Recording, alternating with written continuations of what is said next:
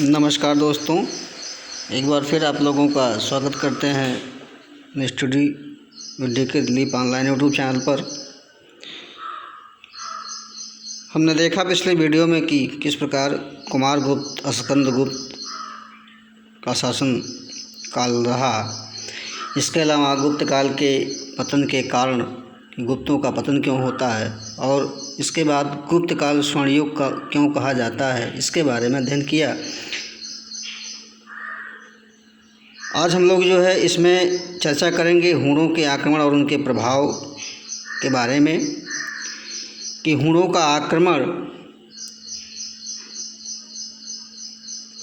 किसके द्वारा किया गया और इन आक्रमण का भारत पर क्या प्रभाव पड़ा।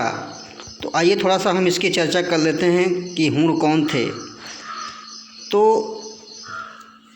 हुण मध्य एशिया में रहने वाली एक खानाबदोश जंगलियों जैसा एक बर्बर जात थी और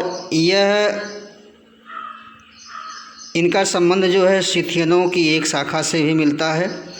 मंगोल जात के लोग पूर्णतया असभ्य, बर्बर और युद्ध प्रेमी होते थे भी। हमने पिछले वीडियो में चर्चा भी किया कि एक बर्बर जातियां थीं, असभ्य लोग थे।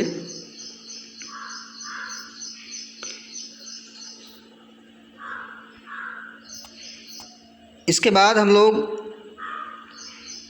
अगर इसके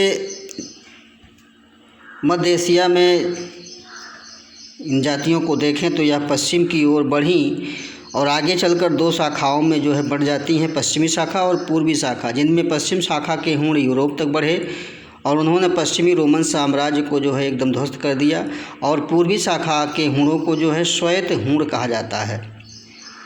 तो इन्होंने आक्सस नदी को अपना अड्डा बनाया और उस पर अधिकार किया और ईरान को जीतकर भारतीय क्षेत्र में प्रवेश किया। तो कहने का मतलब ये है कि हुण थे वो दो भागों में बटे थे, पश्चिमी और पूर्वी शाखा।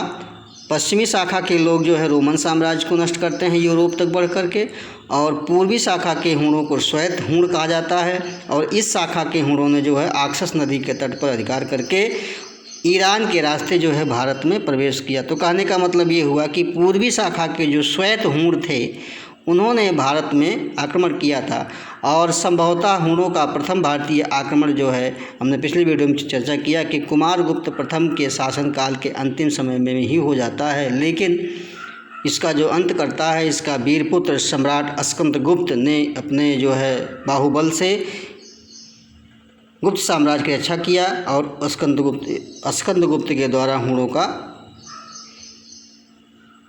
पराजय होता है। और 510 ईस्वी में हुणों का दूसरा आक्रमण तोरमार के नेतृत्व में होता है। इस समय शासक होता है वो भानुगुप्त था, यह रोकने में असमर्थ रहा और धीरे धीरे गुप्त साम्राज्य के पश्चिमी भाग पर इन्होंने अपना अधिकार कर लिया। तोरमार ने अर्थात भानुगुप्त पर आक्रमण करने के उपरांत विजय प्राप्त करने के बाद इसने महाराजा धीराज की उपाधि धारण की थी और इसने सियालकोट को अपनी राजधानी बनाया। फिर इसके बाद मिहिरकुल नाम का राजा होता है तोरमार की मृत्यु के बाद। फिर यशोधर्मन नाम का राजा मिहिरकुल को पराजित करता है। तो इस प्रकार से हुणों का क्रमवार चलता रहा। गुप्तों के पतन और हुणों के आक्रमण काल में मालवा में एक जैनेन्द्र यशोधर्मन नामक राजा था। यह बहुत ही वीर और प्रतापी था। इसने मिहिरकुल को पराजित करके हुणों से देश की रक्षा की थी। मिहिरकुल ने भी भगवान शिव को छोड़कर अन्य किसी के सामने से सिर नहीं झुकाया, ऐसा उल्लेख मिलता है और उसके भगवान शिव के चरणों में ही अपना सर झुकाता था।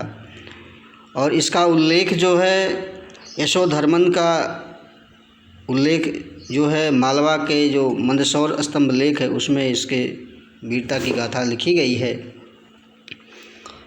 अब देखते हैं कि हुणों के भारत पर आक्रमण का क्या प्रभाव होता है। तो हम देख रहे हैं कि हुणों ने भारत पर प्रथम आक्रमण कुमारगुप्त के काल में किया था, हमने चर्चा किया, किंतु कुमारगुप्त के पराक्रमी पुत्र स्कंदगुप्त ने आक्रमण को विफल कर दिया और विवश होकर हुणों को पीछे लौटना पड़ा। किंतु कुछ समय बाद 5वीं शताब्दी के अंतिम भाग में हुणों ने भारत पर फिर से आक्रमण किया। फिर से आक्रमण यह तात्पर्य मतलब कि 510 ईस्वी में हमने चर्चा किया कि दूसरा आक्रमण जो है तोरमार के नेतृत्व में होता है।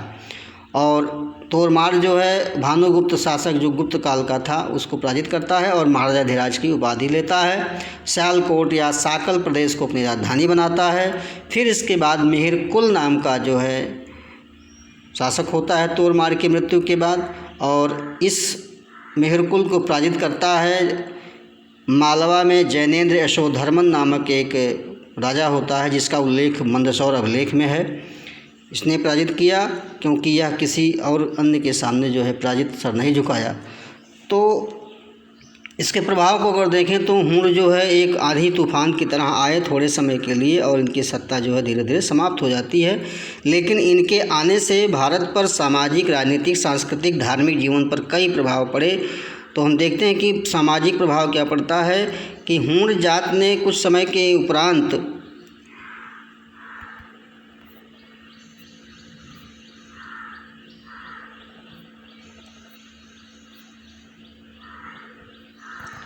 जो है हिंदू धर्म को अपना लिया और भारतीयों से वैवाहिक संबंध स्थापित किया। परिणामतः जो है भारतीय आर्य जाति के रक्त की पवित्रता का अंत हो जाता है और आर्य जाति में रक्त का सम्मिश्रण होने लगता है। तो कहने का मतलब यह है कि हुण ने जो है हिंदू धर्म अपनाया और अपना जो वैवाहिक संबंध अपने विवाह संबंधों के द्वारा भारत के आर्य जातियों के साथ इनका जो है रक्त सम्मिश्रण होता है।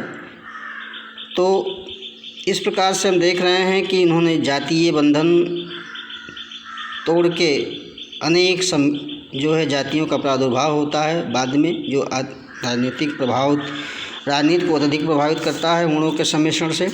इसके अलावा अगर हम राजनीतिक एकता की बात करें, राजनीतिक प्रभाव की बात करें तो इसके काल में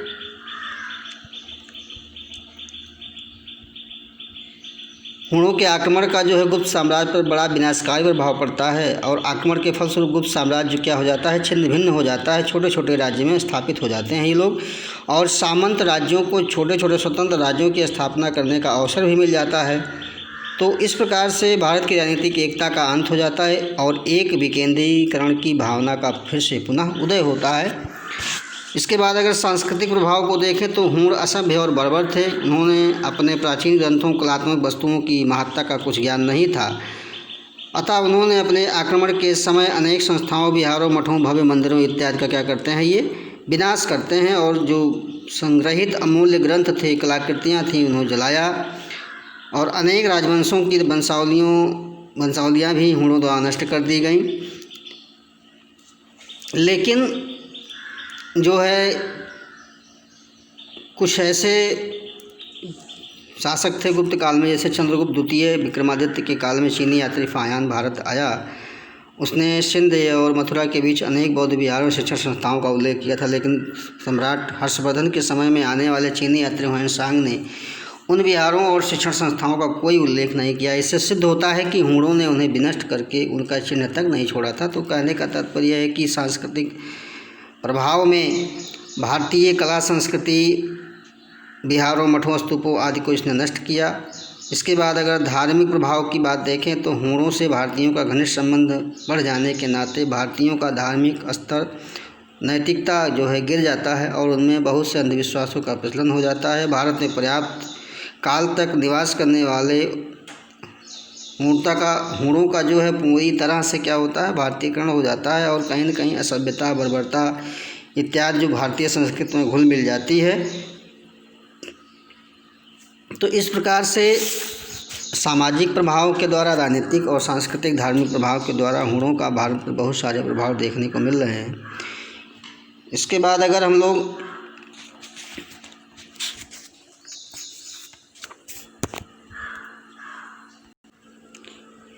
चर्चा करें अगर कि चीनी यात्री फाह्यान के द्वारा जो है गुप्त काल की सामाजिक दशा, आर्थिक दशा, धार्मिक दशा इत्यादि के बारे में वर्णन जो किया है, तो हम देखते हैं कि फाह्यान के द्वारा जो है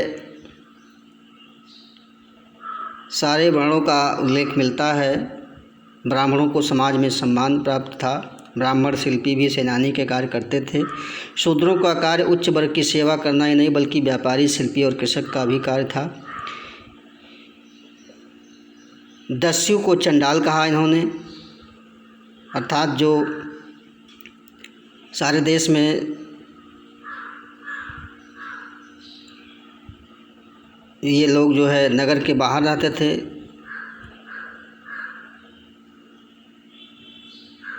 वेशभूषा आभूषण के संबंध में इन्होंने कहा कि सूती वस्त्रों का प्रयोग होता था। धनी लोग जो है उत्सव अवसर पर रेशमी वस्त्र पहनते थे। घाघरा, साड़ी, आंगी, चोलिया इत्यादि जो है स्त्रियों के वस्त्र थे। बालियाँ, मोती युक्त मालाएँ इत्यादि जो है पहनावा था इन लोगों का। आर्थिक दशा के बारे में अगर देखें तो ये लोग जो है संपन्न एवं समृद्धशाली थे।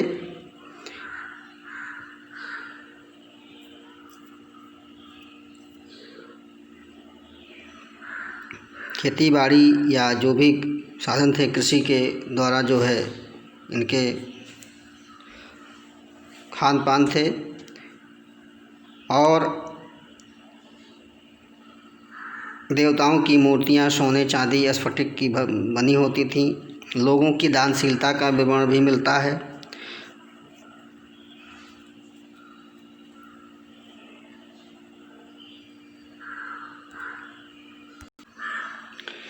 इसके अलावा जो है इनमें चावल, जौ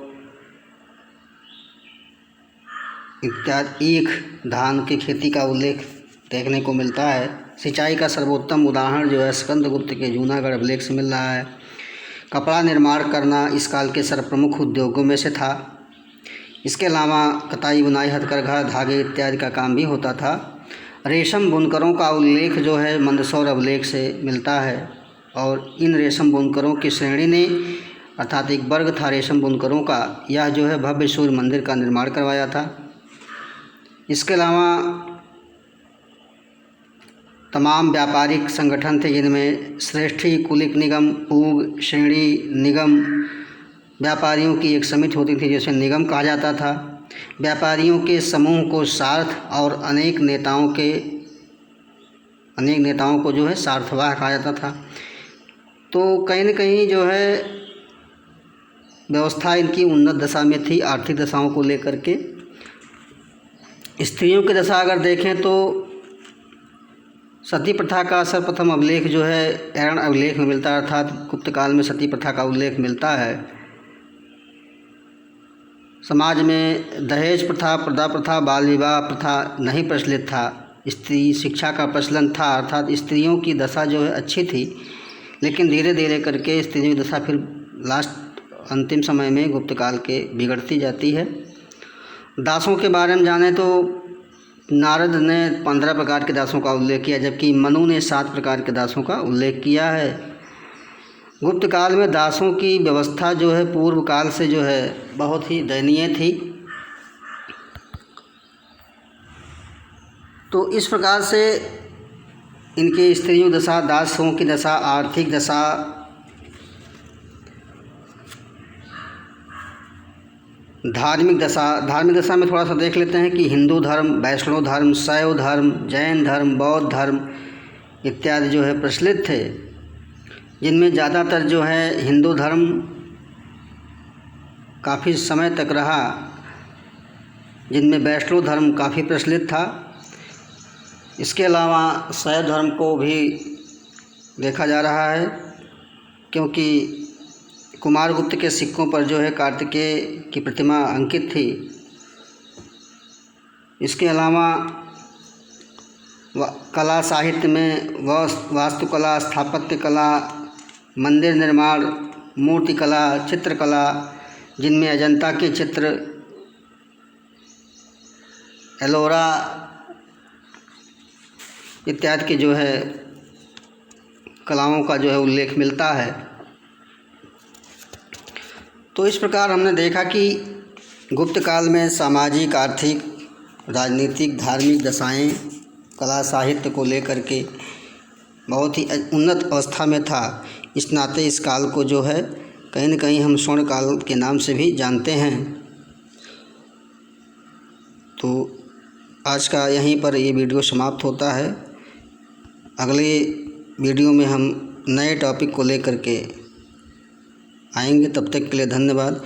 चैनल को लाइक और सब्सक्राइब अवश्य करें ताकि आप लोगों को सामाजिक अध्ययन पेपर, इसके बाद पॉलिटी, फिर इसके बाद ज्योग्राफी, इकोनॉमिक्स और धीरे धीरे करके जो है राजनीति विज्ञान के राजनीतिक विचार, राजनीतिक सिद्धांत, संविधान इत्यादि के बारे में आप लोगों को एक एक करके वीडियो मिलता रहेगा। तो इस नाते चैनल को लाइक और सब्सक्राइब अवश्य करें। धन्यवाद।